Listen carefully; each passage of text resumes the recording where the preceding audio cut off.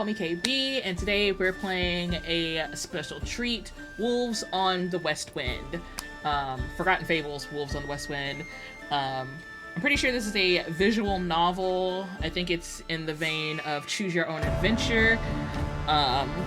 Getting an early access look for this game. It comes out May 25th of 2022. You can wishlist it down below in the description, or I'll pin a comment. It's either going to be in the description or pin a comment, or both, if I remember. I guess we have to pick a character.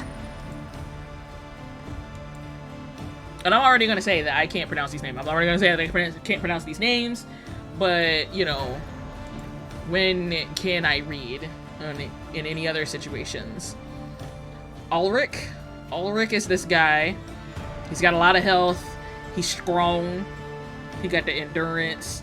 You are Ulrich, a weathered mercenary from Andergast who has wasted his life away fighting other people's battles.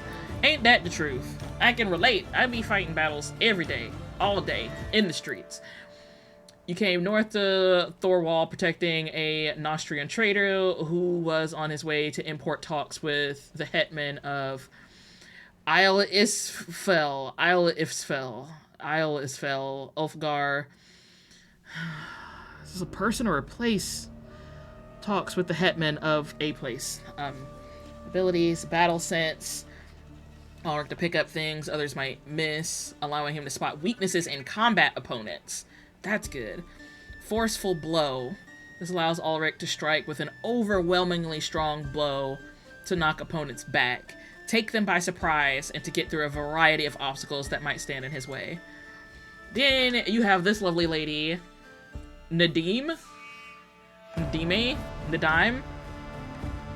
Ned? Her design is pretty. I didn't even really look at Ulrich. Hold on. You know, he's got a, he's not really salt and pepper. You know, he mainly salt. He got a sword. So he's got a lot of health and endurance, physical endurance. She has astral points, and her health is nowhere near. So she's probably gonna get bodied a lot with her. You are Nadim Saba, a mage from the lands of somewhere that I can't. Tulamides.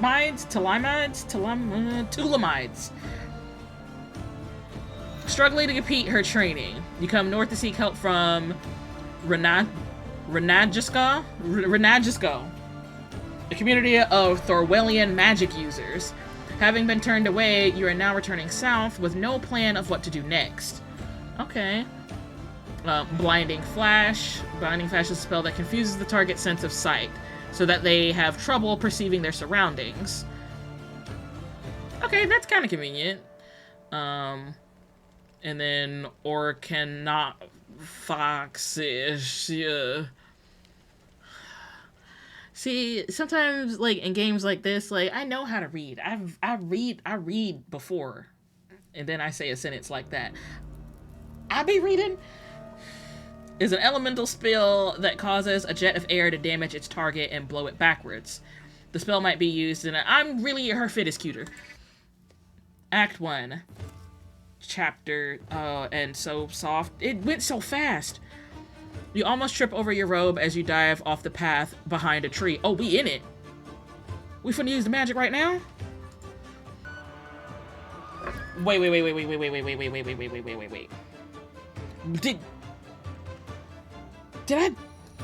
just in it? Did I have to make decisions right now?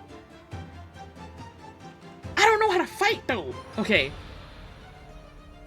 Just give me, like, 10 minutes.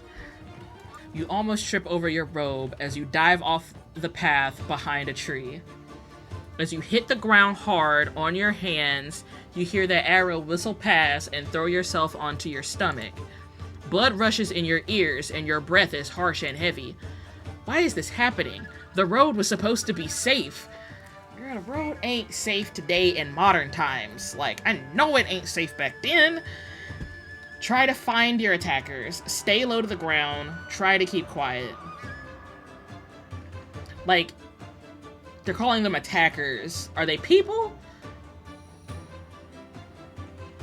Why would we stay low to the ground? Let's try to keep quiet. You do everything you can to steady your breathing. Silence. You hope is your best ally. You put a hand over your mouth to dampen the noise and stay as still as you possibly can. But then you hear them. And on reflex, you turn to try to find them. No! Why? Why are we doing that? Stop! You can't see anything moving in the shadows, but you hear many heavy footsteps and many loud voices. The next town is close, you think. You should just make a run for it. But you are already struggling to run. Maybe it's better to hide and let them pass? Why are we starting with the decisions? Like, why, like, right now? Okay.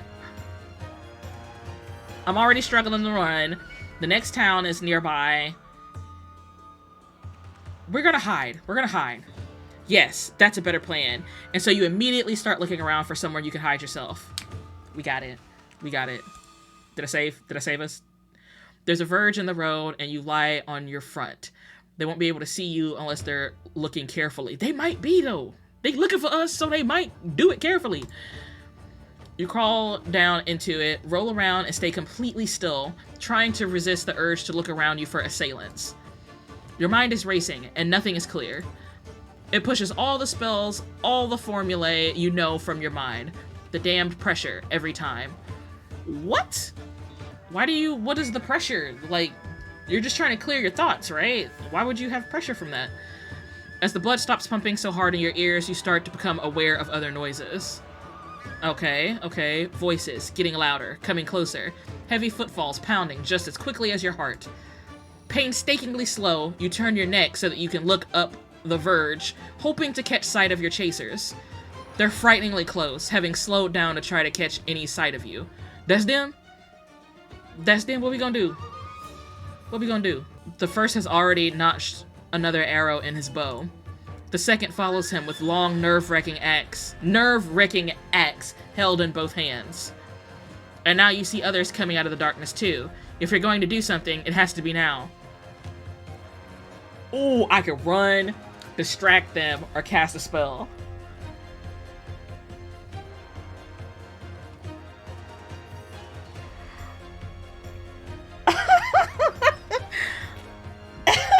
Okay, if they get me, what's gonna happen? What's gonna happen if they get me? What is distracting them? It's not gonna be run. It's not gonna be run. Distract them or cast a spell. What the spell gonna do? I wanna cast a spell. I wanna cast a spell. I wanna see what that do. An extreme measure comes to your mind as you see a nearby tree whose roots are exposed. It's a spell you've practiced, a spell you should be able to perform.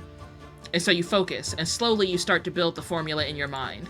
As quietly and subtly as you think you could get away with, you start to make the necessary gestures. And you hope beyond imaginable hope that just this one time you won't falter under pressure. Oh, so we not good at this. We not good. I thought we was like champions with the magic. So we a baby. We don't know how to do this. Okay. Orcanoxphaxius is an elemental spell that causes a jet of air to damage his... Oh, yeah. We read this.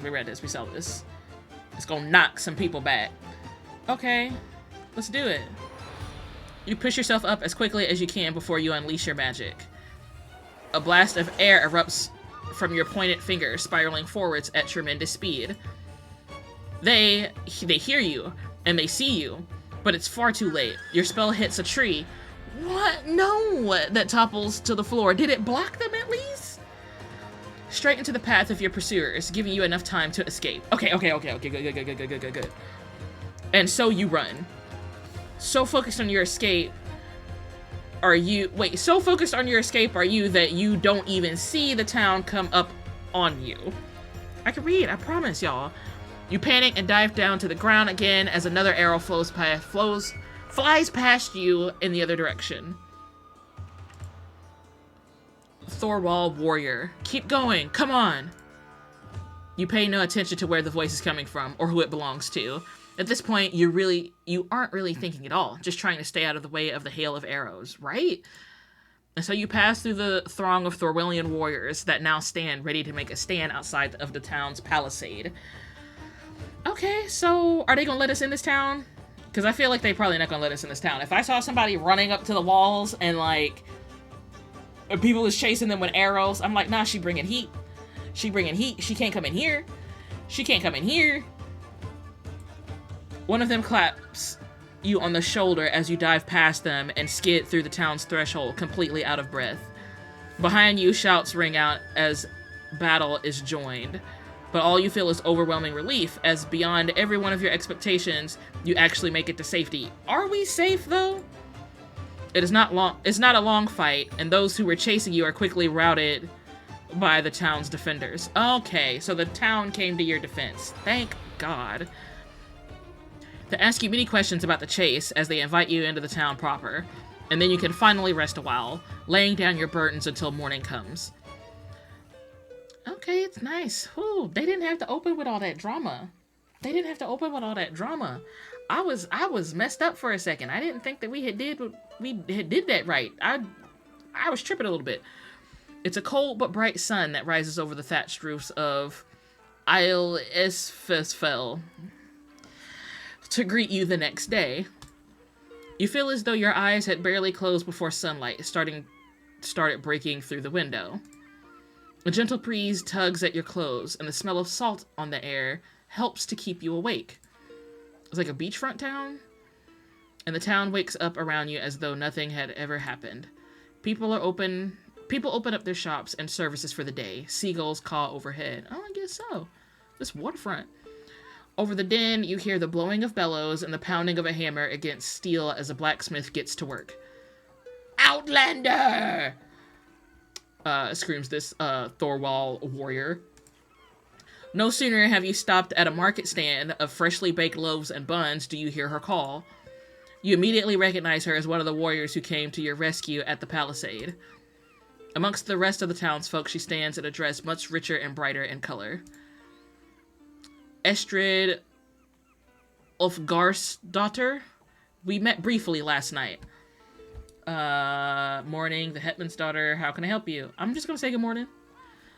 Morning. I'm glad to make your acquaintance properly this time. Indeed. Let me be the first to give you a proper welcome to Iselsfell. Bear with me, all. Come on. Come on. So we just here, we safe. Finna get a proper welcome. I can only apologize for the chaos of your arrival. Oh, you mustn't apologize. It's hardly your fault. You could have told me about that, though. Y'all could have told me y'all had people on the woods, on the road, on the way here. And I probably would have chose a different mode of transportation that wasn't just my feet to get here. I would have, had a carriage and some people come with me, maybe. How can I help you? Her brow furrows as she grimaces as Her brow furrows as she grimaces, I think it's supposed to be at you, and becomes more serious. I'm afraid it's about the attack. My father wishes to speak to you about it. Why you gotta speak to me about it? I'm just a visitor. They attacked me. Why do they gotta speak to me about it? Is it because I use magic?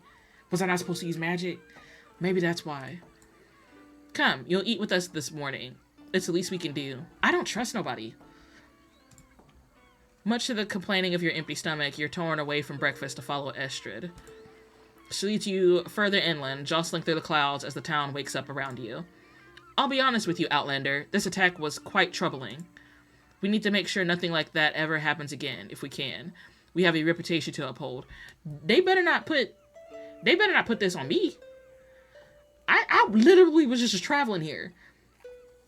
It was supposed to be safe. What about patrols? They're just bandits. Yeah, what about patrols? I saw no sign of patrols on the roads. Have you considered it? She chuckles and gives you a wry smile as she massages the muscles in her hands. It's been a long time since any thought it necessary to protect our lands with patrols. Okay, but you do have people out there that just chase me here. You know. What are they check your hubris? Like, come on. Like, you know. My father has worked hard to make Isle Isfell safe. Those who break our laws are met either with justice or retribution.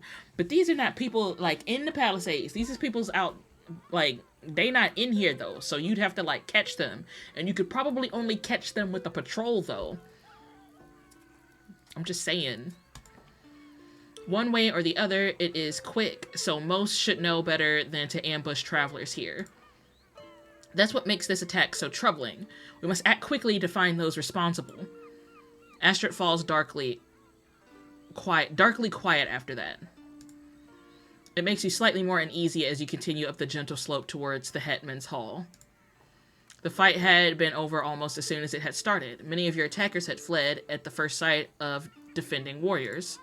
But those who had helped you had been quick to usher you away to a longhouse to rest and recover.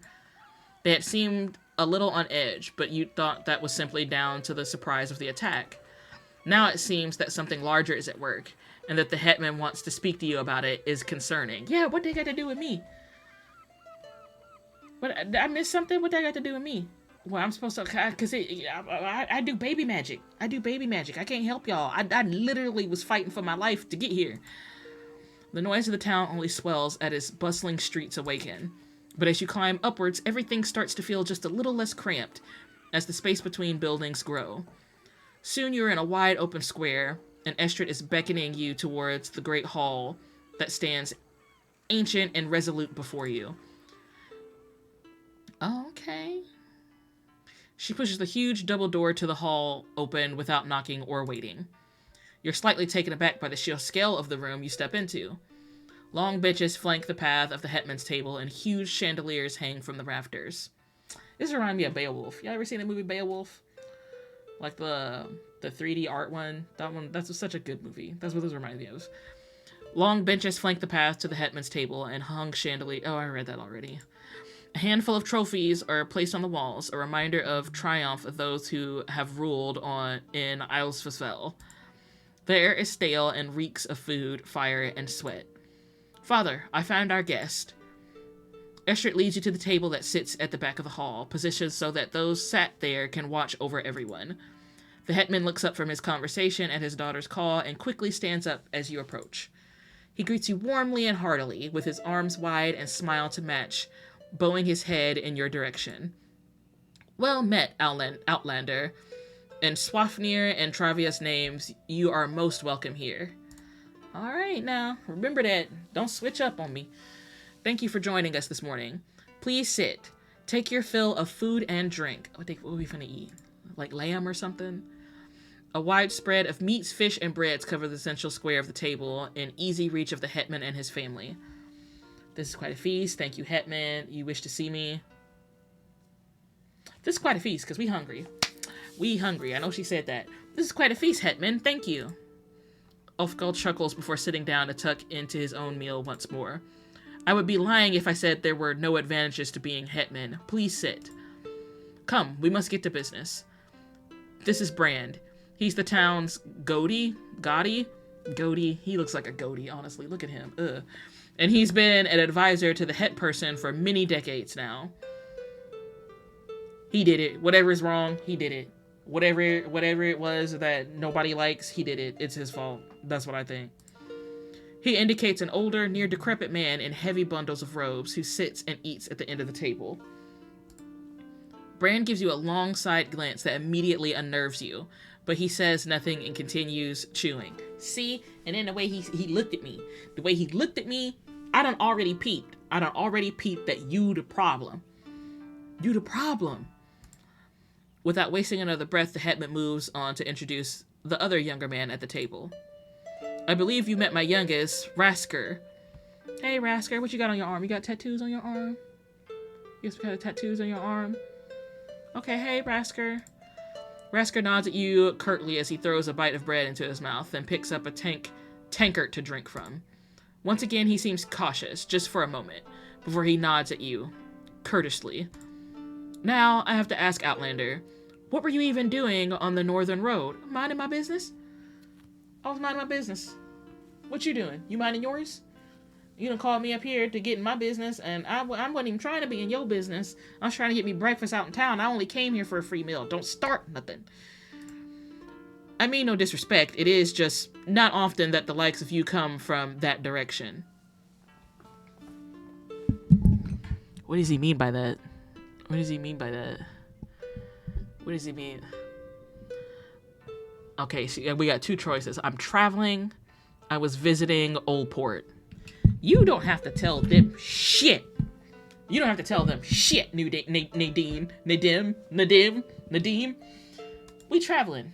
I'm just traveling, Hetman. The time came for me to find my own way in the world, and somehow I found myself here. I'm a mage of sorts. At your words, Rasker sits up just a little bit straighter in his chair, and his eyes glint with curiosity. Mages are meant to mark themselves as such. Where is your tattoo, and your staff for that matter? Damn, they still in my business. They still in my business, though. That ain't cool. I don't have one, a staff or a tattoo. Now Estrid's expression turns to curiosity as well, as her eyes shift from you to her father and back again. Well, no matter. The fact is, you should not have been attacked here. It is rather troubling. Forgive my saying so, but you all seem more upset by this than I'd expect. Real talk, like, give us the tea. If y'all know something that I need to know about why I was attacked out there, please tell me. Is it something I need to be worried about? Like moving on? Like, leaving this place, or am I stuck?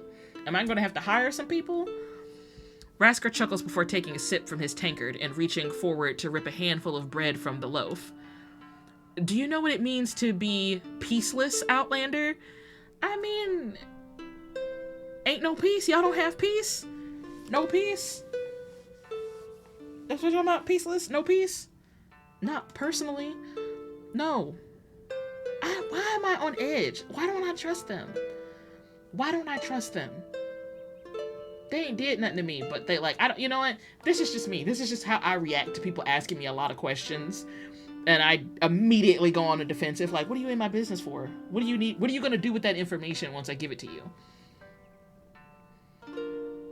But, you know, let me relax. They not doing nothing. They not doing nothing. These are probably good people. Except Bran. He not good people. Estrid hides a smirk at your bewilderment behind her goblet as Rasker leans forward with a dark look. Back up a little bit? Back up a little bit, Rasker? Those that attacked you last night have committed terrible, terrible crimes. They are ashamed to their ancestors, and they have been stripped of all honor. They had and can ever have. Oh, so they can't have no honor at all. What's okay? Well, I mean, that might be perpetuating the problem, though. They just want a little bit of honor. Just a little bit of honor. Give them some jobs. They will never find peace with the gods. They will never fight at Swafner's side or drink at Travia's table. Dang. That is why the peaceless are scorned and hide amongst themselves on the Old Port stones. For them to return in force to the mainland makes no sense. But if a group of them have, then they are a grave danger and we must deal with them. An uncomfortable silence falls on the hall while you process what Rasker has said. Okay, that's lovely. What does all that have to do with me? Why did y'all call me here to talk about it? And I don't even know them out there. I don't know the peaceless. I don't know them like that. I told y'all I was just traveling. Out of it, it is the Hetman that clears his throat to speak up, talking to you over his drink. I've called you here for your help, Outlander. I'm a baby mage, though. I'm a baby mage. I've only maged like 2 times. Like I'm a baby mage. I'm a baby mage. I don't know anything about doing any of this. I'm a tiny baby mage. I know very little about magic, but I must believe that you can use it to help us. No, we should have never came here for free food. Free food will always have them be like, oh, we gave you some bread and some eggs. Don't you want to use your magic to fight roves of bandits in the woods? No, I don't want to do that. I don't want to do that, sir. This is why I wish they had cell phones back then. She need to get on the phone and be like, can y'all send a real mage? These people trying to make me do work.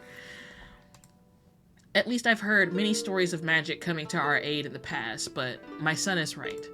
We must deal with the peaceless. Today, he and Estrid would head out to find those that remain and end the threat before they can strike again. I'd like you to join them. All of these things that my girl Nadim,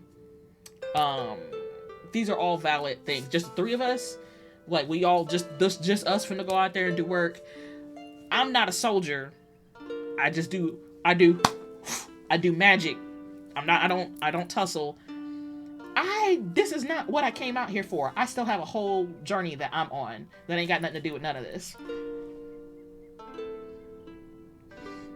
I still got a long journey. I still have a long journey. I don't know what all this other stuff is. I still have a long journey ahead of me, sir. I wanted to get underway relatively quickly. Called me up here. You see me. You just all these able-bodied people in your town, and you gonna pick the stranger that ain't got nothing to do with this to come out here and fight for you. Y'all funny. Y'all some funny people. I mean, thank you for the meal, but y'all some funny people. Let's go. Let's go, Nadim. Let's go. Rasker. There's nothing else to stop them from attacking you again when you leave here. So, you just gonna let people get bodied? You just gonna let people get bodied? If I can't leave here, I'm a rally up the town. Y'all trapped. Y'all trapped. They not gonna do nothing about it unless they take me, a poor, beautiful, innocent baby mage. They just gonna let y'all be trapped in here until they make me fight. And I'm not a guaranteed win. Look at how cute our outfit is. We not finna go out there and do that. We was fighting for our lives to get in here, and y'all had to come help. Y'all had to help me. How was I helping y'all? I shouldn't have used my magic out there. Somebody had to have seen my magic and told them. Okay, let's. We've already saved your life once on your journey, Outlander. Wow. I don't like you, Rasker. You want to be Thor so bad. Rasker. Estrid rubs her eyes in frustration at Rasker's candor, but then quickly looks at you apologetically. Thank you, Estrid. Thank you for having my back. Girls protecting girls. That's what I'm here for. Your help would be appreciated, Outlander, but it is not owed. You are our guest here. Word. Oh, word, Rasker. Write it down. Memorize it. She shoots an annoyed look at her brother, who sits back in his chair and drinks and eats quietly. Yeah, you should have just sat there and ate your food to begin with. With the room falling quiet again, you can't help but notice the small, niggling feeling in the back of your mind. You can't place it, but it only adds to the uneasiness that's been building in your chest all throughout the morning. If you wish to get underway immediately, I'll happily arrange a ship to take you anywhere you wish to go. Okay, is they attacking people out there on the boat? Because if there's a whole other exit of your little whatever y'all got going out here, then I was never under attack, which further proves that Rasker is about that BS. You about that BS, Rasker. I've peeped you. Okay, or you're welcome to stay here as a guest for a while, at least, if that suits you. Of the three of them, Ulfgor is the only one who seems patient to await your answer. Estrid is at least trying to mask her own easiness, glancing up at you between small pickings of her food. Rasker, though, makes no effort to hide the fact that he's on edge, staring at you over his meal. Something's wrong. When could we sail? Okay, so me in real life, when can we sail? When can we sail? This ain't got nothing to do with me. When can we sail? When can we go? Bye, peace. Peace. The game end if I just sail, if I just get on the boat and leave. Is that where the game end? Something's wrong. Is she asking about like the attacks? Is she asking like what's wrong? Or is she asking like what's wrong with y'all? Why y'all acting funny? Why y'all looking at me all hinky? I'm gonna ask when we can. This me. When can we sail? When could we sail? Let me know. Tell him. Rasker snorts, then chuckles and shakes his head, drawing a dark look from his sister. The hetman quickly signals for them both to settle down, shifting in his seat and putting a careful hand on the table. As soon as you return, if that's what you wish. There are things in motion that are beyond your control, Outlander. I knew Bran was gonna come in here and act. Look at him. The music changed and everything. got bad vibes, my guy. The stranger at the end of the table has been so quiet throughout the meal that you had forgotten he was there. Now, though, you look at him as he spits out a fish bone and glances across to you. Ew! And under his gaze, you feel the hair on the back of your neck stand on end. It is the will of the Runjas that you arrived here. Runjas? I don't know them. I don't know them. If they had not wished for you to be here, you would not have come all this way. People be trying to make you do stuff out of fate. Oh, the magic and the fates, that's why you here. You gotta do it. You gotta do it, and you gotta do it for free. Ain't nobody discuss no kind of payment or nothing. They were like, you gotta help us. You got to, because some, magic stuff. That's why you have to. Ain't nobody to put no money on the table. Ain't nobody put no money on the table. Wow, I don't like this brand guy. I don't like you. And yet, you are here, so that you may aid us in this. The Hetman did not wish for me to tell you. He thought you may doubt what the Runjas or Runhas have revealed to us. It's not that I doubt them, I doubt you, Brand. You're not the best messenger. Anybody else could have told me this and it would have carried more weight. You spitting out fish bones and then proceeded to talk to me, and it just, all credibility just went out the window. One look back at the Hetman tells you that he is feeling a measure of regret at the Goatee's outburst. Yeah, he's like, dang, we shouldn't have invited him to dinner. He's not helping. But again, he awaits your response. What did he say? I need that ship. I'm here by my choice. Low key. I need that ship, bro. I need that ship. I know if I pick the ship, eventually the ship is like gonna sink or something. I ain't gonna be able to go. What did they say? Nah, cause that's like saying yeah without saying yeah when you ask questions like that. I'm here by my choice. I don't know who he's talking about. I don't know who them people is. This is the first time I heard of them. I'm here by my choice. As far as I remember, I am here by my own decision, not as a consequence of fate. Speak your truth. But you are here, Outlander, as the runes said you would be before you even arrived. Okay, but that don't change the fact that I don't want to do this. Some runes might have said I was going to be here, but the runes didn't tell you that I wanted to do this when I got here. The runes didn't tell y'all that. The runes should have told y'all she gonna be here, but she ain't gonna fuck with this. She ain't gonna fuck with this at all. At all. The runes said an unknown mage would aid us in what is to come. Until the peaceless chased you to our doorstep, that made little sense, but now the fates have revealed it to us. I'm sorry that I wasn't more open with you until now. There's little more we can say now, Father. Either the Outlander will help us, or she won't. You're very conscious that all three of them now await your final answer. But as you sit in silent contemplation of his words, your eyes are drawn back across the room to the Goatee. He has gone back to his own little world, chewing on some dried fish and staring off into some part of space. Why y'all let him in here? He's in here eating fish. Ugh, I don't like fish. I can't eat fish. No, I don't eat that. No. Ugh, I don't want to help y'all.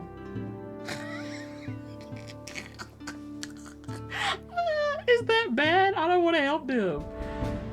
They got a whole army, and I'm a baby mage. My mage magic is like, it's new. It's entry level. I'm an entry level mage. I just started. Come on.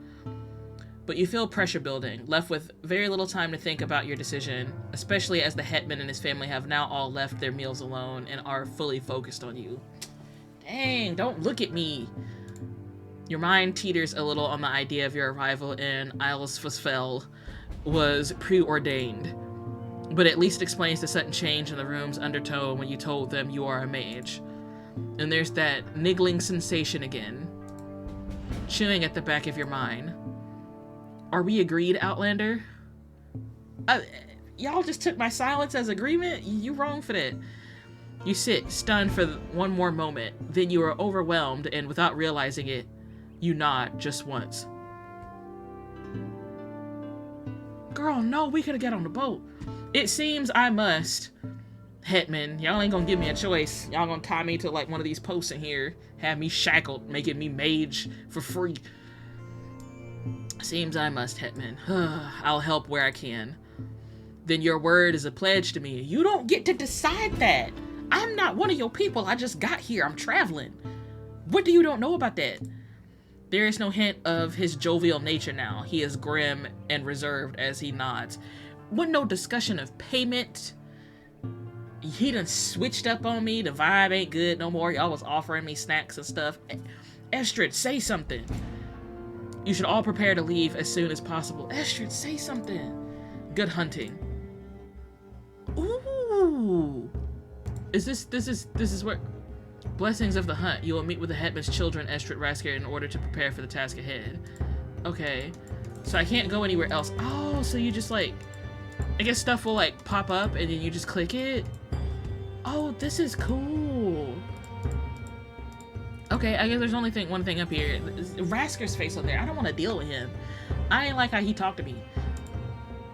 Alright, let's start this. Oh, chapter Blessings of the Hunt. Preparations do not take long. You're told to bring as little as you can, for you'll move swiftly and sleep roughly should the need arise. In truth, there is little you can prepare. You have no weapon, no armor, and a limited list of mantras you are certain will work. You baby mage, we don't know nothing. We done got swooped up in this. It doesn't take very long either for you to start questioning why you said yes to such a venture. Real talk, I'm questioning. You're no soldier. You know the theory of some basic defense, but you have never actually used it in anger. And on top of all that, the words of the Hetman's Goatee are still playing on your mind. Thorwallers lean heavily on the will of their runjas. Over your weeks of travel in Thorwall, you have heard many talk about them as part of their day-to-day lives. You didn't expect it to suddenly affect you so personally. Is it really their will that you be here now? If so, why? Why not someone else? These questions grate on you, no matter how hard you fight to shake them off before you reach the palisade. Estrid and Raskar are waiting for you there. They both cut far more imposing figures, dressed and ready for a fight. They both acknowledge your arrival with a quiet nod as they glance over your equipment to gauge your readiness. We need more soldiers. Alright, let's do this. We need more soldiers. Real talk. Don't you think we would be wise for us to bring a bigger party? Even if there are more peaceless skulking about, they will be no match for us, Outlander. Okay, but you didn't have that same energy when I told you no. When we was eating. You got all the confidence when it come to you fighting and we out here in these streets. But when it come to me, oh no, I need you, we need you, Outlander. And call me by my name, who calling me Outlander? We will be fortunate if we can even all take part in the fight. He gives you a wide, confident, and self-assured grin that makes Estrid roll her eyes and shake her head. Real talk, I'm rolling my eyes and shaking my head too. Raskar's a little brash, Outlander. Your concern is appreciated truly. You calling me Outlander too? I don't know how I feel about it. Before we begin, we will ask Swafner for a blessing. Will you join us?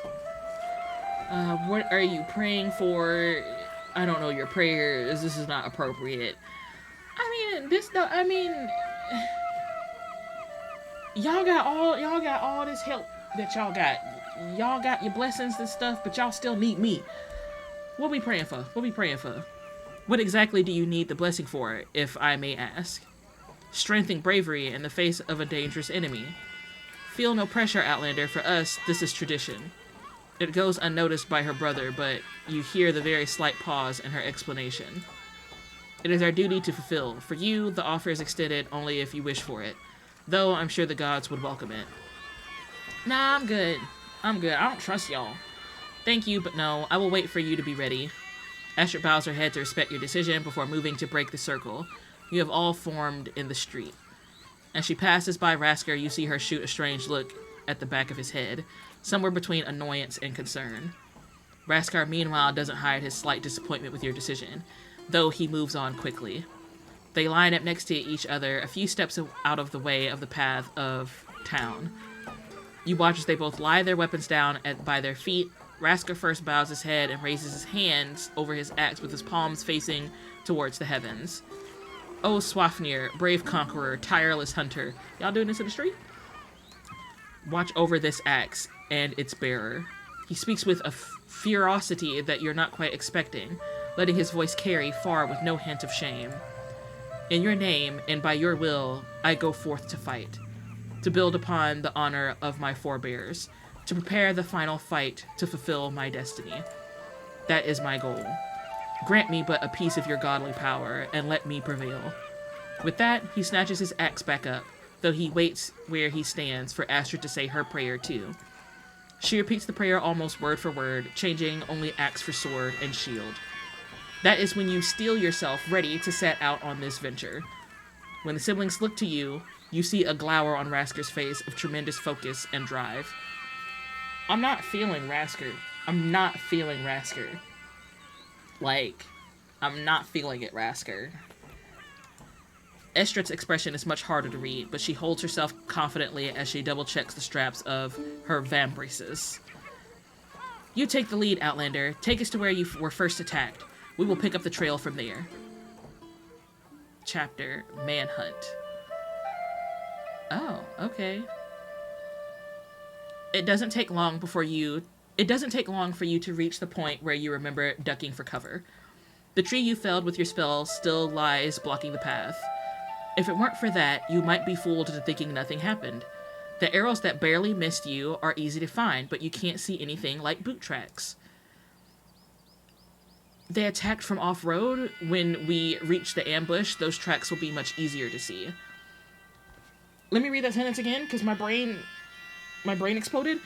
They attacked from off-road. When we reach the ambush, those tracks will be much easier to see. It's the word ambush that's throwing me off. You lead Estrid and Rasker back up the path towards the ambush, to where the ambush was sprung. Okay, got you. And are soon looking for clues. Okay, I understand. The words didn't come out of my mouth quite the way my brain was registering it, but I understand.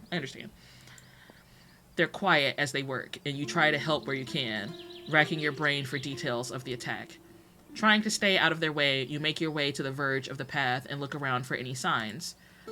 There is what might be a boot print, but it could also just be nothing, set deep in the mud. You aren't sure, though. It is coming from or leading to the north, not the northwest from where you'd come. I'm gonna inform the siblings. This on them. Here, over here. I think I found something. We not gonna go off in the woods and look for nothing on our own. We a baby mage. We done already one-upped with them before and we failed. So, we not gonna do nothing on our own. Your voice draws Rasker's attention immediately, but Estrid looks around before joining you. They confirm that these are, indeed, tracks, but their faces fall when they consider their direction. Northbound tracks? That's very strange. Y'all know somebody up north? Who y'all know? But there's nothing out there. A good day's march will already bring you to the foot of the Halder Mountains? I'm gonna not read that, J. Halder Mountains? The perfect place to hide an encampment away from any towns and prying eyes. Alright, we got 3 choices here. How weren't they seen? There could be more. Would they travel a day? I mean, they're in the mountains.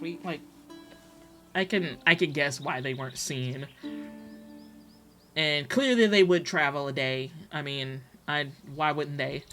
There could be more. I'm concerned with there being more. If it's just us and, 10 dudes, there could be more. We really need to think this through. If they're that far removed, they could be many more of them gathering there. Or perhaps this was just a small party. We don't know that for sure, Outlander. You really want to get us in the mix, Rasker, and you need to relax. Cool it down, pull it back. But we should find out. What, Estrid? This is just reconnaissance. We not finna fight. We not finna head up. This is reconnaissance, right? We just going to look and count. We gonna count heads, then we gonna go back to the house. Come, we should get going. We are already hours behind. We gonna end up having to sleep out here in the woods, aren't we? Time seems to slow down as you prepare yourself for whatever encounter is to come. Once again, you try to recall all the necessary aspects of as many spells as you can remember. It's as if your mind knows more than you do that a difficult fight lies ahead of you. Oh, They gonna be dependent on me, and I ain't the one to depend on. They gonna be dependent on me. It must be mid-afternoon by the time you eventually arrive. So this is their camp. It looked like it's snowing. This day camp. I'm already thinking of ways to get out of it. If we just fall on the ground, what they gonna do? If we fall on the ground, what they gonna do? Nothing. They're not gonna do nothing if we fall on the ground. As the earth starts to slope more steadily upwards underneath you, Estrid orders you to slow down again. Soon you are crawling through long grass slowly on your bellies, as not to draw any You crawling on your belly in your good clothes? These your traveling clothes. As to not draw any unwanted attention. After what seems like an eternity like this, through the blades and reeds around you, you see Halvik. At least, you see parts of it. Where the long grass stops, a small dirt road cuts across you from west to east, leading off towards the mountains. Beyond that, you see the remains of a very small village, but across the uneven land of mountains roots. A palisade blocks your view of most of the village, but you see some of the ruined rooftops. If it weren't for the 2 guards standing at the gateway, you'd say no one had lived here for a very long time. Huh. Alright. They're expecting trouble. Why else would they keep watch? No, I mean, that might just be out of, they may just do that. It's 2 guards. We can take them. Relax, Rasker. Damn. Could we surprise them? There are more than 2. I don't like this. I mean, why he want to head up? We gotta have a plan. We gotta think this through. I don't know about surprising them. They're more than 2, though. It's more than 2, though. There are far more than 2 of them beyond those gates. They'd be on us in moments. Real talk. The Outlander's right, Rasker. We can't just go charging in. We need to be smart about this. Thank you. Now, is Rasker the leader, or is Estrid? Or are they just, double teaming this? Because me and Estrid on the same page. Bah! We can come back. We need to think quickly. Are you sure about this?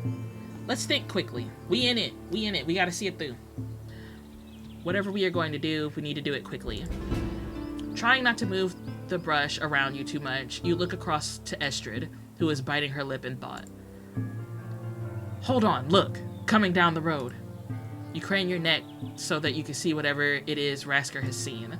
From the west, another outlaw shoves a man down the path towards the abandoned village. The man is desperately trying to wrestle out of a thick, tight rope. Words. The man is desperately trying to wrestle out of thick and tight rope bounds around his hands. Immediately after them, another pair follows, another outlaw, and another prisoner. This one is more subdued. Time's up. Prisoners? This is too much for us. Prisoners. I want to know what's going on. Do we know these people? Are they prisoners?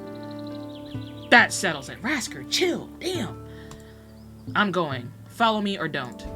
Before he moves so much as an inch, Astrid lunges through the grass and snatches his arm tightly. Don't move.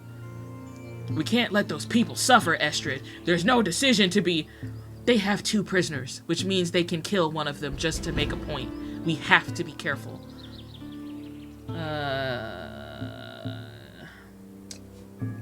I for to keep my mouth closed. Doing your best to ignore their bickering, you slowly and carefully start looking around. You hope to find some hidden advantage you might use to tilt the odds of success in your favor. Estrid, I have it! We should double back and approach from the forest and try to sneak through the palisade from there. If we can do that, we can deal with any peaceless we come across quickly and quietly without raising an alarm. Then we can rescue the prisoners. We might even find a way to get them to safety before fighting begins in earnest. You hear Rasker let out a disgusted snort. How have you been alive this long, Rasker? Like, if this is how you do work, consistently, how are you even alive, bro? And what if they kill the prisoners before we make it all the way around to the forest? Okay, your plan was probably gonna get them killed too, so why are you acting? Why are you acting? What if we're delayed or caught? Those people cannot be allowed to die. What would you do then? There's only silence for a moment while the young Thorwellian warrior actually thinks. But then you hear a growling sigh. If we cannot storm the gates, then we shall ask for an invitation into the village. What? They won't attack us on sight if we approach from the road. They won't attack us on sight. We can use that to get close, attack the guards before they can call for help, and storm the village without losing time. Beside you, Estrid shakes her head and then taps it gently against the floor in frustration. You cannot be that much of a fool, brother. We are outnumbered. That kind of attack will get us all killed. The prisoners have already long been dragged out of view, and there are no more hints as to the peaceless true number. You simply do not have enough time to give either plan proper thought. Whichever plan you choose, there'll be limited time to execute it.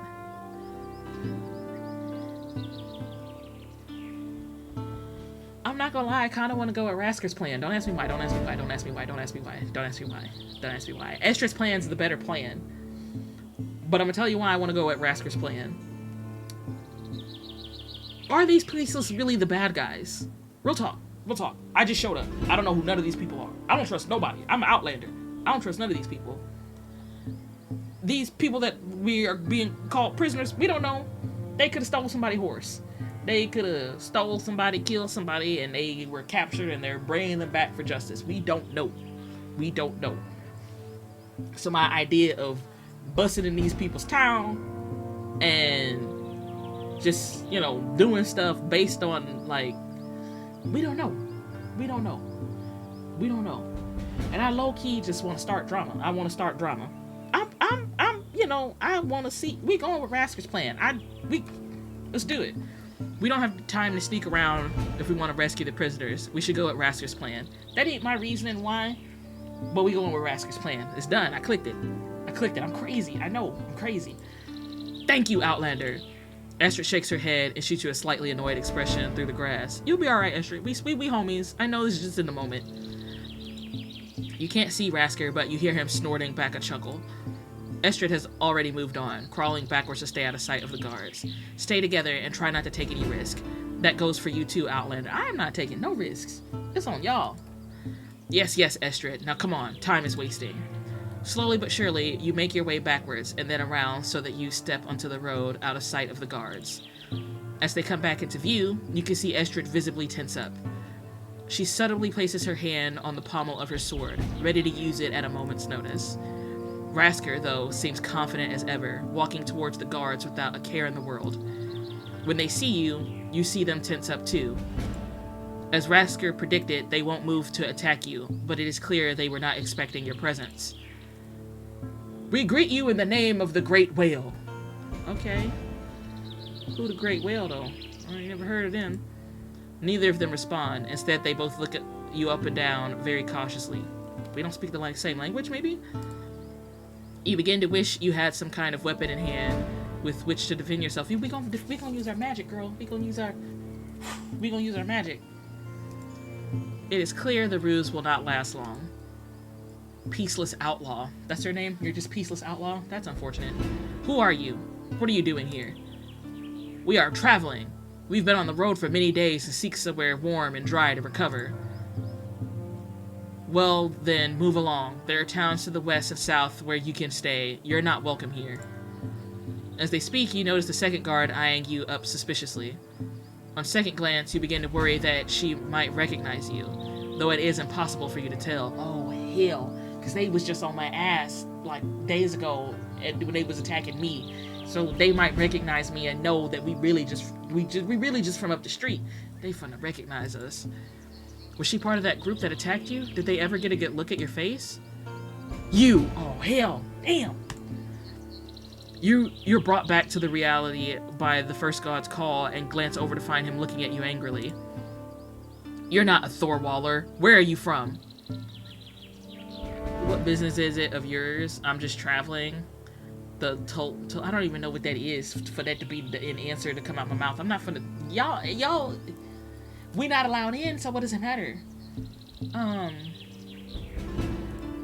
But if I say that knowing I don't know what it is it something cool? Is it something cool? I'm gonna say it. I'm from, Tulamites, whatever. The guards look at each other for a moment before looking at you suspiciously once again. It is then that the second guard reaches behind for her shield. Oh shit, I done set it off. I didn't mean to. Next to you, Estrid tightens her grip on her sword slightly, not letting either guard out from under her gaze. It's time for you to leave. Your eyes are drawn to the lines drawn across the face of the shield. They turn away, and that doubling back over each other in an arch that follows parallel to the shield's edge. What'd that mean? That means something? Even looking at it fills you with a strange, uncomfortable sensation that makes you want to flee. And besides you, the siblings both suppress shudders too. No, I think not. I think it's time for you to face the gods. Damn, Rasker. I can use Binding Flash or Grapple the Guard. And Binding Flash is just for confuses the target's sense of sight so they have trouble perceiving their surroundings. Let's do that's what we do. Magic. Hacha! As Rasker is talking, an idea has formed in your mind, and you find yourself building the Binding Flash formula. Before the response comes, you run through the necessary gestures, complete the spell by buying a moment. At the same time, both guards stagger backwards, shaking their heads as if suddenly blinded by a bright flash of light. It takes more effort than you think to focus on two guards, and you have to pause for a breath while the siblings strike. Rasker swings his axe at the first guard, and blood splatters against the palisade as he falls, choking to the floor. Estrid's strike at the second is subtler, but no less effective, and within moments she is dead as well. I'm starting to think we should have went with Estrid's plan. We bodying people. Now, if we had just went through the forest, we probably could have just took them people and left and not killed nobody, huh? Dang. Estrid gives you both a stern look as they get to work dragging the bodies out of the sight of the gateway. I do not like this one bit. You worry too much, sister. Come, this is where the fight begins.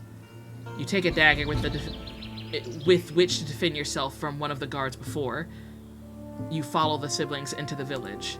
It's obvious at first that it should be completely abandoned. The air smells of rotting wood, and every building you can see has at least one hole in its roof. So is this an abandoned village that they just moved into? That's what I'm thinking. All the paths lead steadily upwards, an uneven and cobbled together stone steps. The paths are broken and very narrow, and only leave just enough room for the three of you to walk together. Immediately you become aware of jeering and cheering coming from further up the hill. A large crowd is gathered there, 20 people at least, all watching a man who seems to be preaching. Who is this? He got that little medallion that's got that same crap scrawled on it. His voice echoes in a way down the path to you so that you just about hear what he's saying. So it didn't alarm nobody. We killed them people at the gate, but it didn't alarm nobody. So we still on our reconnaissance. Priest, your people abandon you. They call you peaceless. They say you will never have honor before the gods. Well, I ask you, my friends, what will their honor be worth when all of their gods are dead? There's another chorus of cheers from the crowd at that. One of the prisoners is roughly dragged into view by an outlaw, very obviously terrified. It feels as though you don't have a lot of time. What is this? What is happening in this place? We asking the right questions, girl. No time, Outlander. We've already been seen. Estrid is hurrying to pull her shield from her back and strap it up to her arm, nodding towards a side street. When you look, you see two outlaws having just rounded the corner and now looking at you in shock. Rasker confidently swings his axe into his free hand and starts walking towards them. We're gonna have to leave Rasker behind. He's gonna be a POW. He's gonna be a POW. We don't have time. You go. I will take care of these two. I can continue with Estrid, which I know she got it. She good. I can help Rasker, which, I mean, I don't want no man left behind, you know. But he gonna die or get POW'd in this for sure. Distract the preacher. Why are we distracted the preacher? Oh, is it like an execution? They gonna kill those prisoners? Let's distract the preacher. I got confidence in Rasker and Estrid. With a frustrated grimace, your attention turns back uphill. The speaker seems competently engrossed in his speech, and his crowd is enthralled by it. But the siblings insisted on saving the prisoners, and you know you're going to draw their attention anyway. And so, already regretting your decision, you put your fingers to your lips and give a sharp, loud whistle. The speaker stops mid-sentence to look down the hill towards you. Estrid turns towards you too, wide-eyed and completely bewildered when you just shrug back at her. To arms, my kin. We are not alone. Oh, I have messed up greatly. It's okay though. We're good. Everyone's still alive right now. Ahead of you, the crowd erupts into a frenzied chaos as every soldier you see reaches for their weapon.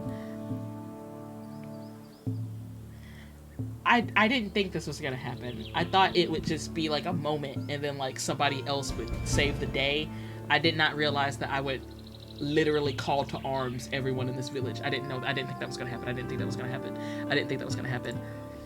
You swallow down nerves and prepare for the fight as from somewhere nearby, you hear Rasker's reply. To honor, to glory! And then the small army of peaceless outlaws are running towards your party, and the battle has truly begun. You're very quickly surrounded. With such limited training and experience, there is no way you can take them all on alone. You do your best to reconvene with Estrid and Rasker, simply hoping not to be hacked to pieces along the way. Still defending yourself as inescapable, and you quickly learn to keep a tight grip on your dagger. Each swing of the blade towards you makes you flinch, and you swing your dagger every which way to stop them catching your face.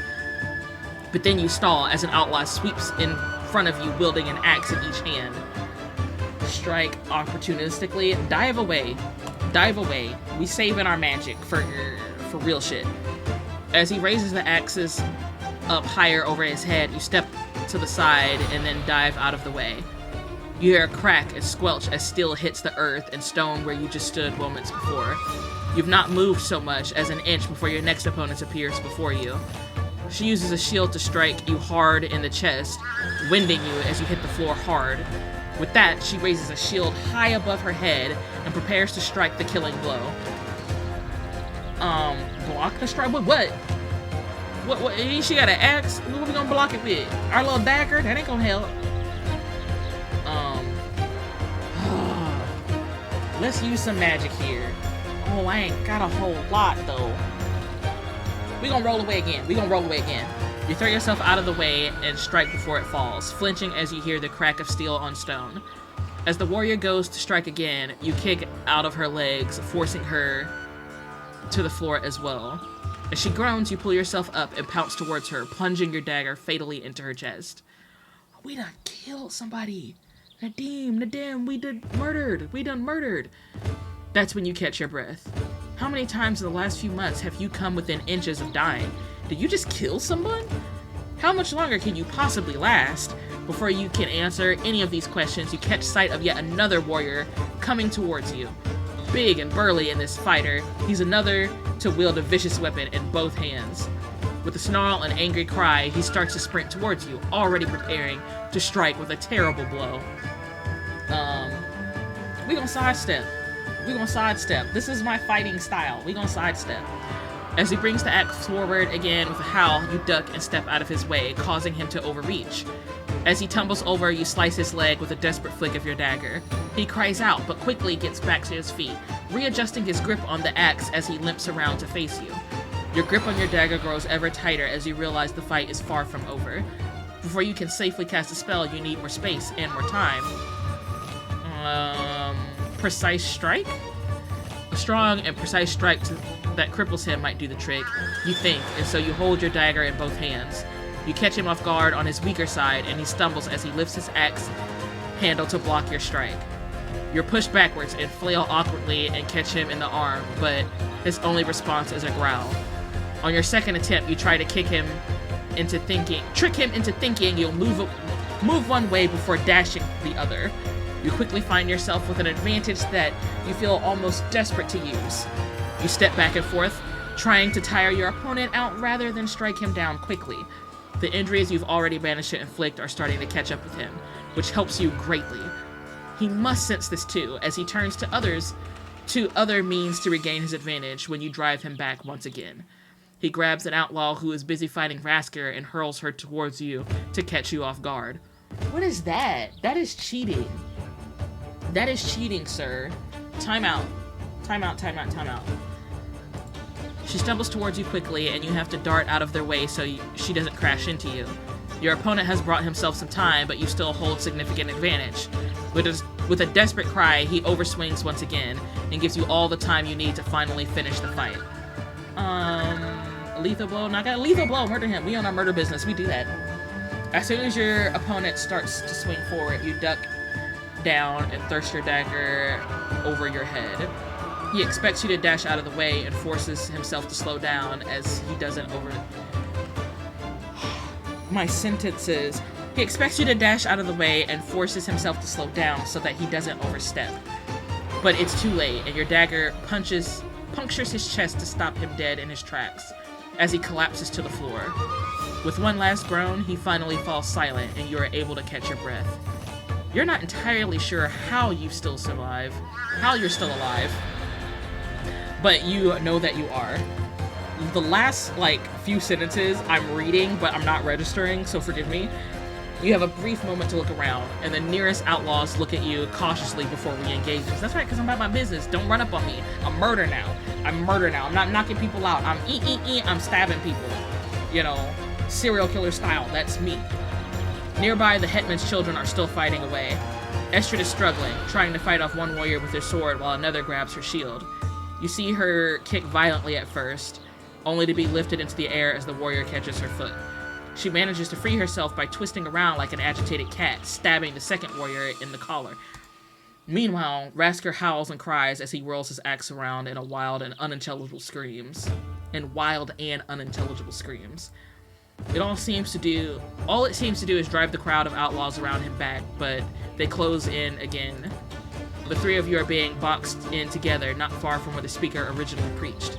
Their numbers advantage is beginning to dwindle now, with many of the peaceless lying either dead or too injured to fight. But they still hold numbers advantage, and you'll have to work together to stop yourselves from being surrounded. Fight methodically, cause a distraction, leap into the fray. What is a distraction gonna do?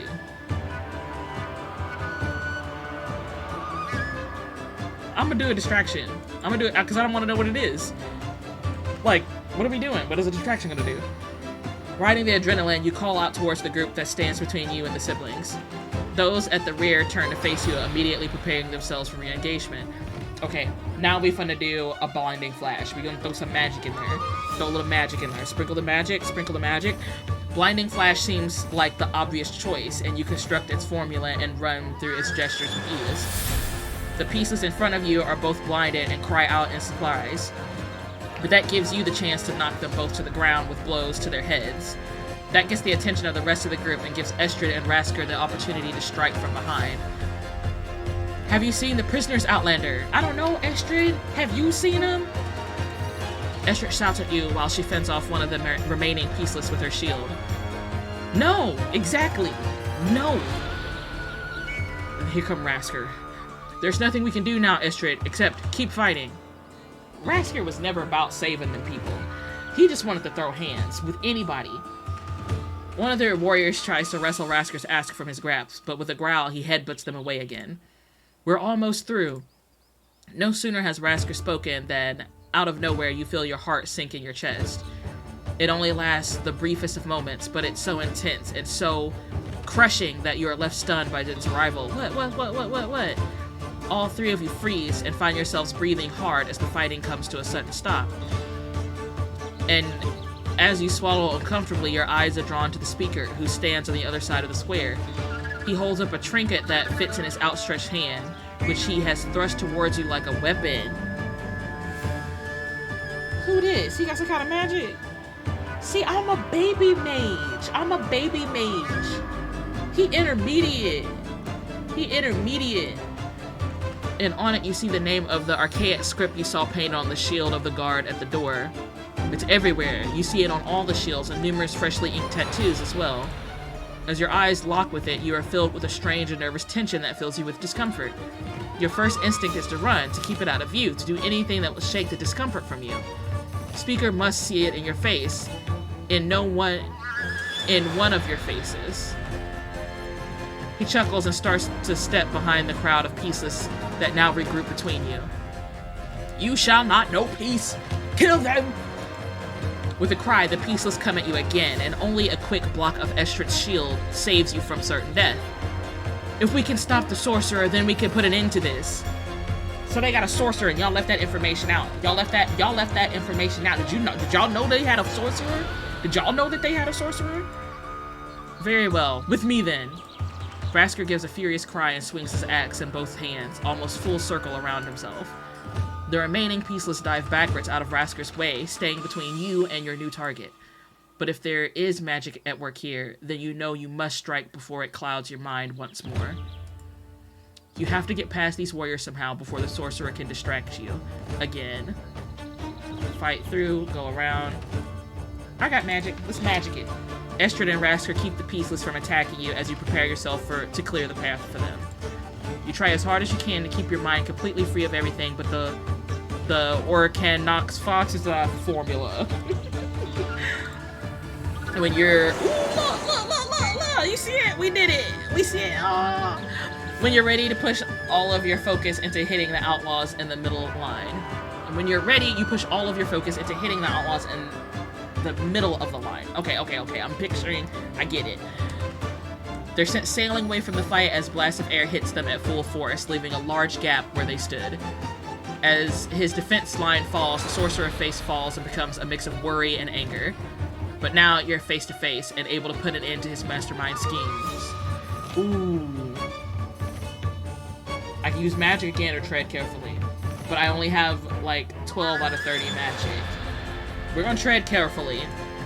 Your first instinct is to blast him with everything you have, but his own ability still plays on your mind.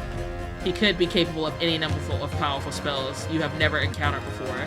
You suspect demonic corruption, but you can't be certain he isn't backed by some unknown divine entity either. He sees you falter and grins and thrusts the amulet toward you once again. You a hoe for that.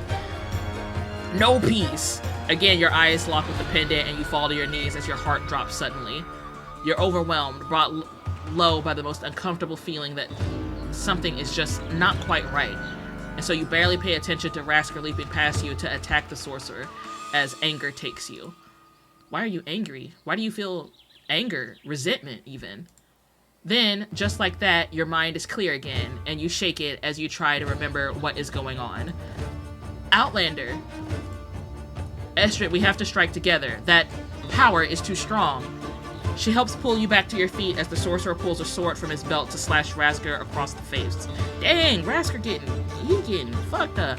Together it is then. Now, Blinding Flash, you expel your breath as a growl and you put out all of your focus into casting Blinding Flash. The sorcerer recoils and staggers away in panic as he tries to shake his head clear of the imaginary flare.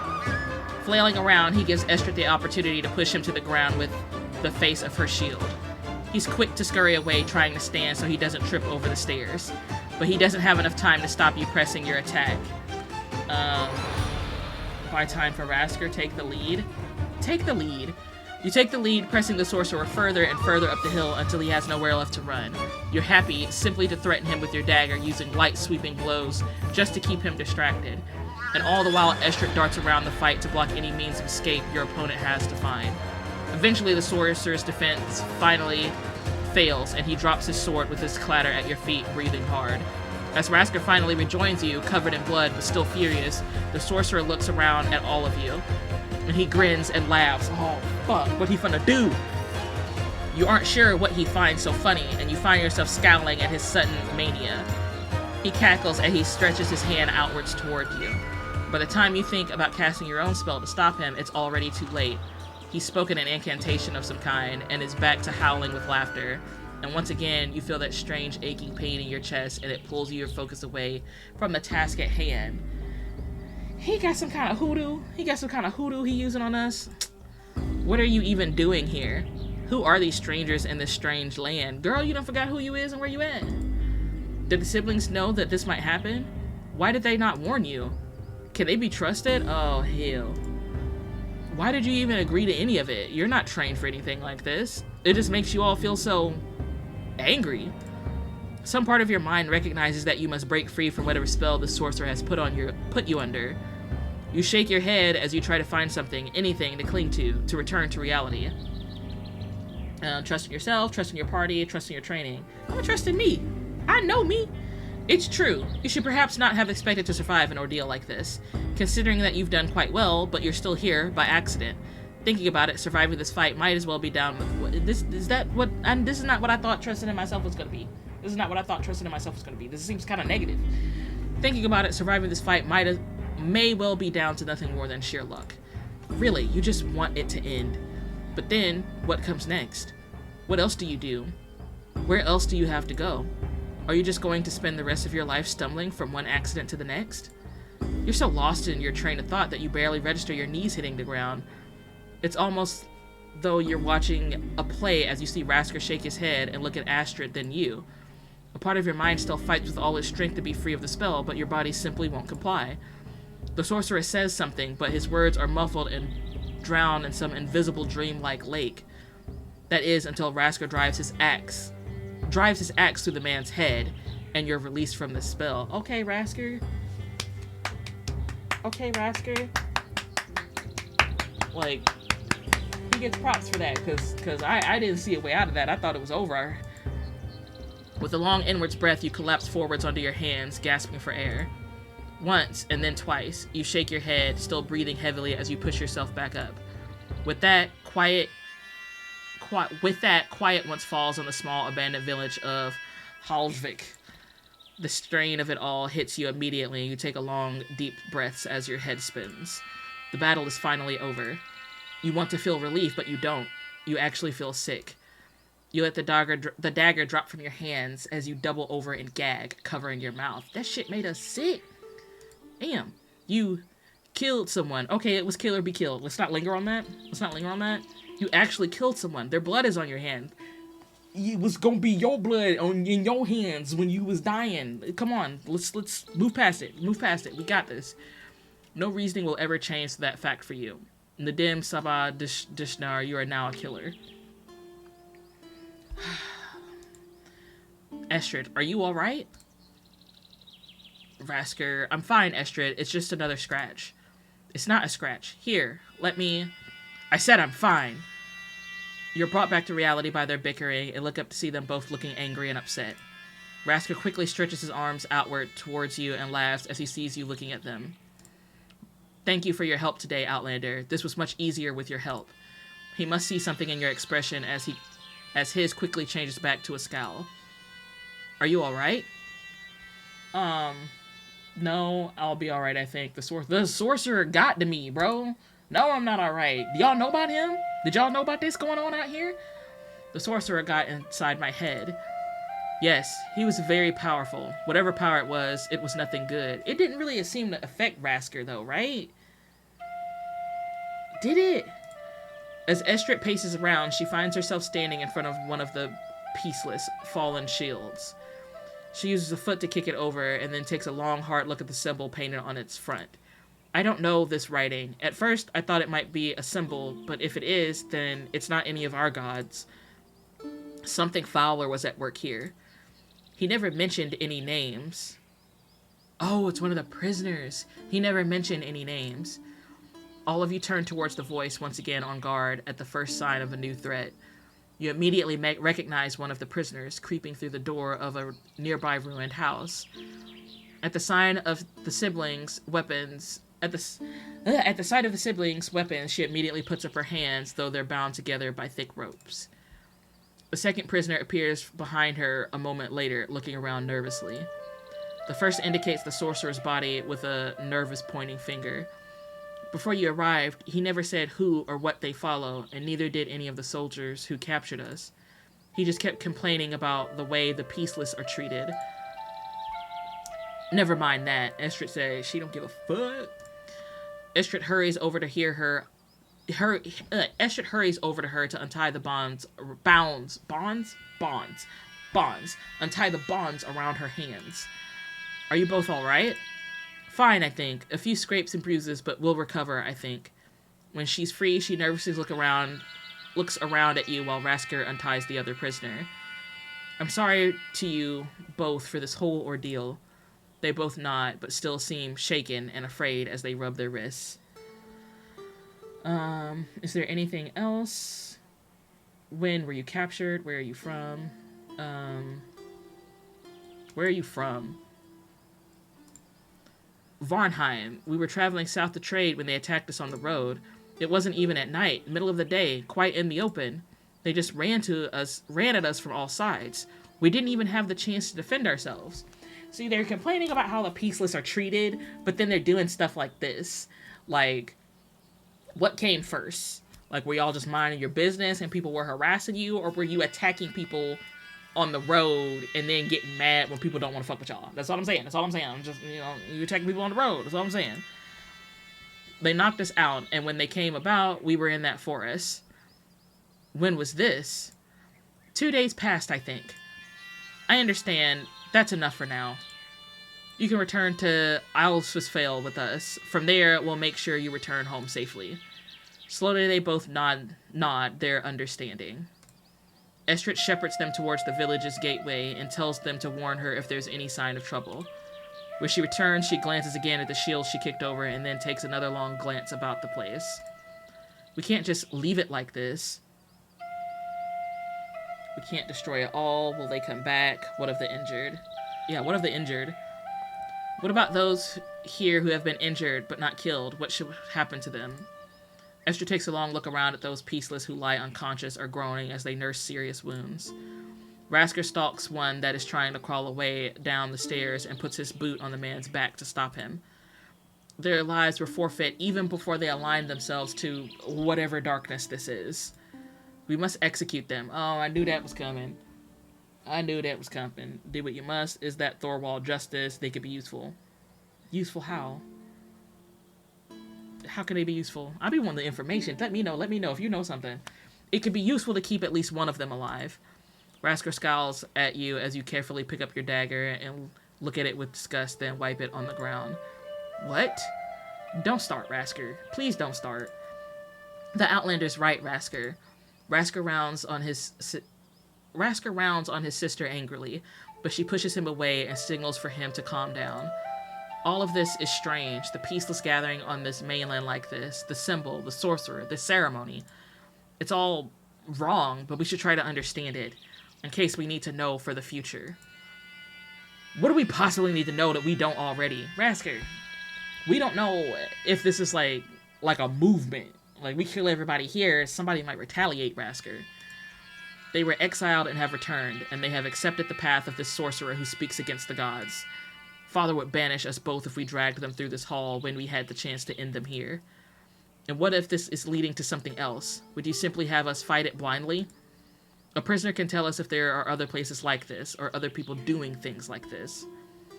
Estrid is right. I'm gonna go with Estrid this time. I went with Rasker last time. We going with Estrid this time. Rasker doing too much. Estrid is right. Rasker, we should take one of them back to Westwind. I ain't gonna ever learn how to say that. Just one. If all of this is so strange, it only makes sense to take some precautions. It is the right thing to do. Estrid smiles a very small, very relieved smile before she turns back to her brother to see if he understands. Father will understand, Rasker. If we don't try, we may not see something even more dangerous coming. Rasker fumes at you both for a long moment before he snarls and waves a despairing hand in your direction. On your heads be it. I will have no part in this. Estrid collects the rope she untied from the Peaceless's own prisoners. She uses it to blind one of the surviving warrior's hands and gag him. Then, when she looks back to the two of you with further instructions. Let's get this done. We will already be arriving back at Westwind after nightfall. Your work brings you easily into the late afternoon. Rasker takes no issue in ending the suffering of those peaceless who survived the battle. Those who try to flee are met with even angrier end. And then you are faced with a pile of corpses that Estrid bitterly sets aflame. Damn. The smell of it quickly makes you nauseous, and you have to find a rag to cover your nose and mouth. When the fire is blazing, nothing bearing the same strange lines as the sorcerer bore is... Reading. I'm getting tired. When the fire is blazing, anything bearing the same strange lines as the sorcerer bore is tossed into the flames as well. It makes the smoke even more acrid, and the three of you take no pleasure in staying much longer. You find some remnants of supplies strewn about the place as well, but they're dwindling, and very little remains to be salvaged. Finally, you find the pendant that the sorcerer thrust at you during the fight. Once again, you gaze at it. You feel great discomfort that is difficult to shake, and yet somehow you cannot simply look away. The lines and shape have a strange magnetism about them. It's only interrupted when you sense Astrid and Rasker walking over to you from the bonfire. It could be Zayed. I can't place it. Was he converting them? What is Zayed? I'm gonna go with that. It could be Zayed. I kind of go with the first thing that piques my interest. That's how I'm basing my decisions right now. When you turn and look at the siblings, both of their expressions tells you that you don't know what that is. It's a script most commonly used in demonology. I'm no expert, but it looks like it might be similar. Perhaps we should take it back with us and let Brand examine it properly? Absolutely not. Before you can stop him, Rasker rips the medallion from your hand and tosses it into the raging fire. You a bitch! You consider telling him the fire won't destroy the magical object, but it's too late to salvage it now. The flames are too hot. Esther continues to look at the fire as Rasker starts to make his way down the steps towards the gate. I can't stand folks that are like that. You try to educate them on something and they just brute forcing everything. Just causing problems. She's quiet and contemplative, slowly turning to look at you and speaking under her breath. We should be glad we stopped whatever it was they were trying to achieve today, Outlander. Come on, the Hetman will be expecting us. It must already be early the next morning when you finally trudge into the Hetman's hall. The journey back to Azrael was much slower than the journey to Halvik. You're tired and hungry, and you still are left with an uneasiness that you spent the hours-long walk trying to shake. All in all, after 2 consecutive nights of exhaustion, you are looking forward to a good night's sleep. The Hetman is sat at his table, chatting quietly to one of the warriors when your small band approaches. His face falls when he sees the prisoner Rasker drags behind him, now conscious and nonchalant in his defeat. He and the warrior both stand with their hands straight into the pommels of their swords. But Ulfger's face quickly changes when he sees the others you have brought with you, their lives in ruin. He listens carefully, somberly, and respectfully as Varnheim townsfolk tell their story. He tells them that the Runhas have been kind to them and that their ordeal is now over, and he wishes them well. Then he asks the warrior who sat with him to escort them to the longhouse until the sun has risen. As soon as the door is closed behind them, his expression becomes thunderous. He turns on the prisoner you have brought with you, who, after staying quiet for so long, returns to look with a cruel smile. How dare you darken my doorstep? What is your problem? Relax, chill. I should slay you where you stand, here and now. The outlaw grins toothily at Hetman, but says nothing. Ulfgar barks at Astrid, who tenses visibly. Explain yourself. Dang, he mad. We need answers, Father. The peaceless gathering here like they did, kidnapping townsfolk on the open road, allying with this sorcerer. We need to know whether they could be of further threat, and we can't if they are all dead. So you brought danger into our home? I told you. Oh, enough out of you. Father, I told you to consider this carefully. He is the only survivor. We can still cut off his head. We can still cut off the head of the snake, but only once it's spoken. Estrid is right, Hetman. There's an opportunity here to keep your townspeople better defended. Estrid gives you an appreciative nod before she turns back to her father. The Hetman looks down at his daughter in grave thought for a long moment before he sighs. He looks at Rasker and tilts his head to indicate walking the prisoner away. Rasker snarls and lashes out at the prisoner, throwing him back towards the hall's entrance. Estrid, meanwhile, has bowed her head low, though you are not sure whether it is in regret or in defeat. You cannot just do things like this, Estrid. It is not our way. If you had asked me first... He speaks far more softly now, but it doesn't make Estrid's response any less pained. She looks back up at the far wall, keeping her expression stony. I'm sorry, Father. He grimaces, saying nothing for a long moment before he dismisses her silently. She bows her head, first to him and then to you, and follows her brother towards the front door. He quickly turns to you and puts his hands behind his back to address you professionally. Regardless of the end result, I must thank you for your help today, Outlander. You've done us a great service. It's the least I could do. It's nothing I wish to do again. We should have done better. I don't ever want to do this again. I don't ever want to. I had to kill a person today, and this ain't got nothing to do with me. I was on my regular journey. I was trying to get on a boat, and I ended up killing a person today because of y'all. I don't want to ever do this again. I'm glad I can help, but you'll understand if I never want to do anything like this of the sort ever again. All them extra words is what I'm feeling.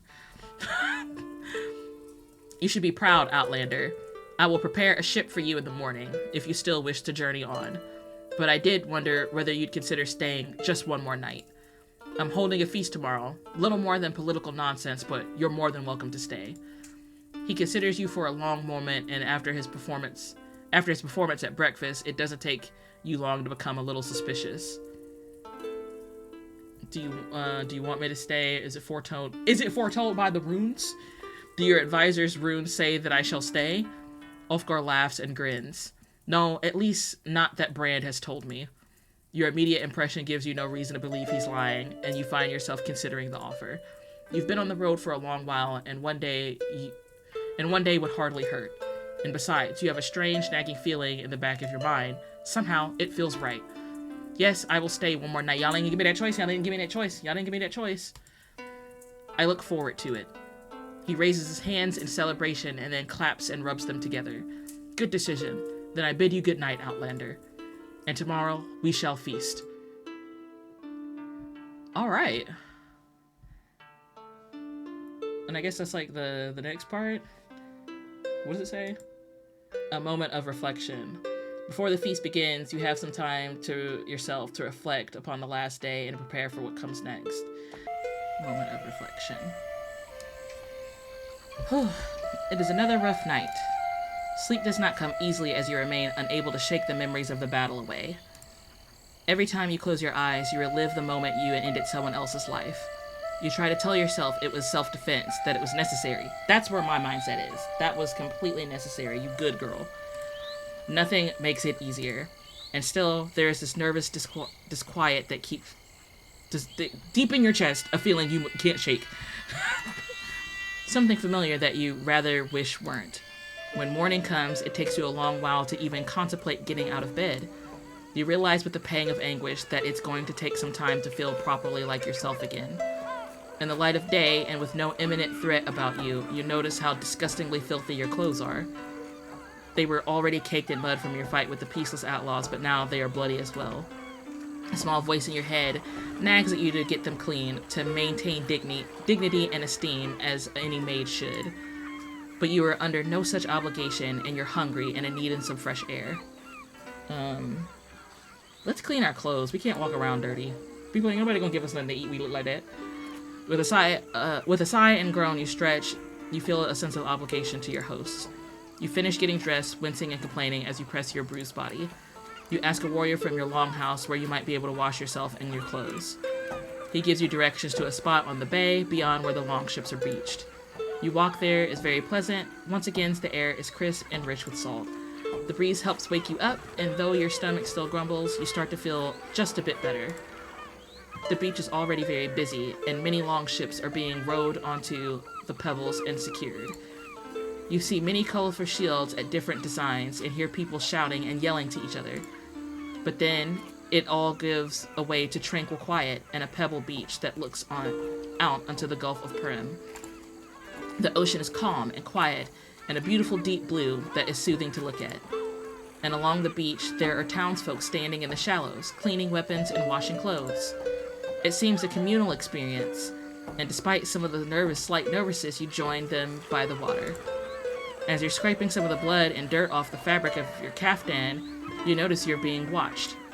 A young child who has probably never seen anyone who looks like you before stares at you from a few yards away.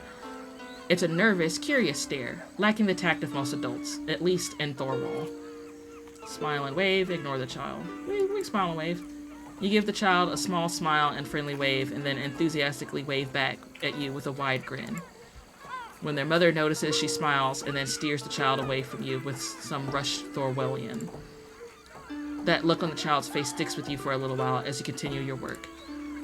They seemed very carefree, far more carefree than you were at their age. No strict schedule, no expectations, no pressure. Just the unbridled joy of childhood. Something you cannot say you are very familiar with anymore. Come the afternoon, you're able to think about the battle, Hallsvik with a little more hindsight.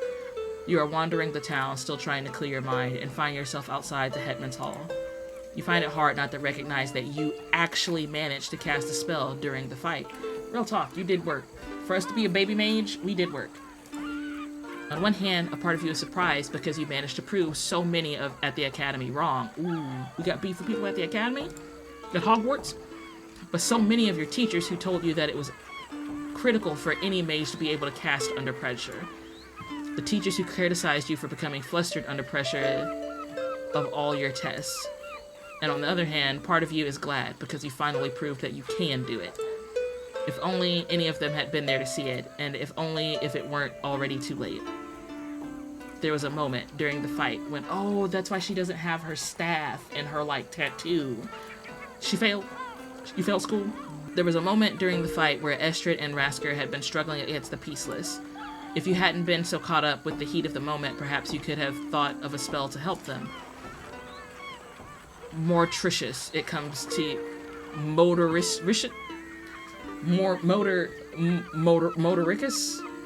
That don't sound right. It comes to you now in the blink of an eye. If you tried now, you could probably manage it. Far too late to be any of use, but perhaps at least useful in the future? It's quiet enough in the square. You could probably practice without drawing too much attention to yourself. Warm up with using Blinding Flash. Warm up with meditation. Blinding Flash, use that shit. You don't have anyone to cast Blinding Flash on, but you know the spell, so you start there. You go through the motions, focus on the formula first. When it is built up in your mind, you go through each necessary hand gesture, one after the other. You focus on an empty space in front of you, exactly you would an opponent if you had one. The spell fizzles, but you can feel that it would have worked if you hadn't had a target. Your success consoles you, and you can at least manage some magic at the moment then. Not wanting to waste focus, you choose a small stone on the ground to act as a subject of your exercise. Guild formulae are supposed to be simple, a set of instructions that you give yourself to channel your energy. But you're always found sustained spells to be more complicated than anything that has an immediate effect. You can't release the formula once the spell is cast. You must keep it in mind while you work. And that is where you struggle. On the first attempt, the rocky target skips forward about an inch. When you see that, you have to remind yourself to stay focused, and that in itself robs you of your focus. On the second attempt, you can't get the stone to move at all, grimacing and burying your head in your hands. There is simply too much to think about, and no teacher you ever had could teach you how to deal with that. Brand, you're a troubled outlander. You lift your head out of your hands. You see the old man from Hetman's Hall shuffling towards you awkwardly. Brand, that was his name, the goatee. He twists the end of his walking stick into the ground as he stops in front of you, leaning on it with both hands. You must clear your mind of doubt if you are to succeed. Are you a magic user? No, but I have met many over the decades, both from Thorwall and from abroad. Okay, Brand, so you're not tripping today. He shuffles forward again to sit down on the bench next to you with a heavy sigh. If using magic were as simple as baking bread or making a weapon, then everyone would be able to do it. That's real talk. No, there is a spark to magic that some have and some do not, and then still it requires years of study and practice. But that it is complicated is not why you struggle, Outlander. What is it then? Well then, what is it? Why do I struggle? If you know so much, Brand, if you know so much, tell me, share the information. He doesn't respond to the snap in your voice, giving you a moment to regain your composure. Sorry. He nods curtly. Very slowly he shifts so that he would be looking at you in the eye if you could see more than a sliver of them. When you were in Haldrick yesterday, did you cast any spells? You nod slowly. So it was not too much to think about in the heat of a fight with yours and other lives in danger. I suppose I didn't really have time to think about it. And yet you succeeded. So what is the difference between then and now when you struggle with whatever spell you're trying to cast? I think too much. You believe the problem is that I think too much. I believe the problem is that you doubt too much, Outlander. You cannot doubt yourself before the work has even begun. That is why you fail. Oh, he's spitting bars. You do tend to question yourself quite frequently, to think about times before when things have not worked out. Oh, so we done learned a new thingy. Motoricus is a telekinesis spell that allows Nadim to move small, handheld objects with her mind. She may use this to pick up objects out of arm's reach, with speed or precision as the situation demands. Okay, get that. Once more, you focus on the pebble, but this time you do not try to keep your mind clear. You can feel a part of yourself panicking, telling yourself that you're doing it wrong. But you grit your teeth and tell yourself, no, you're not doing it wrong. When you point... Ooh, look at her hands glowing. Look at her hands glowing, y'all. When you point at it, the stone skitters across the ground, nervously before shooting up into the air. And you're surprised the formula immediately slips from your mind, as it often has in your practice of the spell. But you keep Bran's words in mind. You tell yourself that it's not too late, that you can sustain the spell. The stone drops an inch before you get the formula back, and it wobbles in the air, clinging to your nerves. And then, nervousness becomes elation, and the stone hangs motionless in front of you, as if in perfect balance. With a chuckle, Bran stands up, and the stone drops to the floor as you release the spell and a grin. I hope that makes your path easier, Outlander. Thank you. I will keep practicing, but this is already a good start. Yes, it is. I will see you at the feast this evening, Outlander. Until then. He bows his head and turns to shuffle away, leaving you grinning at the stone you have managed to levitate. You resist the urge to try again, always conservative of when you might need your energy for more important matters. But now you know you can, and you hope that Bran's teachings might make other spells easier too. If only you had such a conversation at the academy. A lot may have been different then. Oh, okay. And I got my magic stuff back. Oh, sweet. Who is that? Who is this? Gods and monsters. When the time comes, you and the Hetman's Hall shall feast among the Thorwells of Icefell, but it is not too long before you are met by some unexpected guests. Okay, we're gonna save here. Alright. So, I wanted to get through Act 1 tonight, but it's a lot longer than I first thought. And I'm not sure how I'm gonna break these up into pieces, but I'm gonna keep this intro for at least my first break. It just depends on how much of this I'm gonna edit for the first part. But I'm loving this. The story is actually really, really, really, really good. And I loved how involved the decisions are, especially with the magic and making decisions and like kind of having that I don't know, that stamina bar for your magic. Like you have to make good decisions, and it puts more weight on your decisions in this game, which is just freaking awesome. If you enjoyed this playthrough, go ahead and leave a like on the video. Subscribe if you're new here. If you would like to check out this game, it's linked down in the description or a pinned comment, whichever I remember when I upload this. This should be dropping May 25th on Steam for you to play a full version of the game. If you plan on playing the game, go ahead and leave a comment if you want to check it out. If you want to see me continue the game, go ahead and leave a comment and a like on the video. And also, thanks for stopping by. Hope you enjoyed yourself. Bye!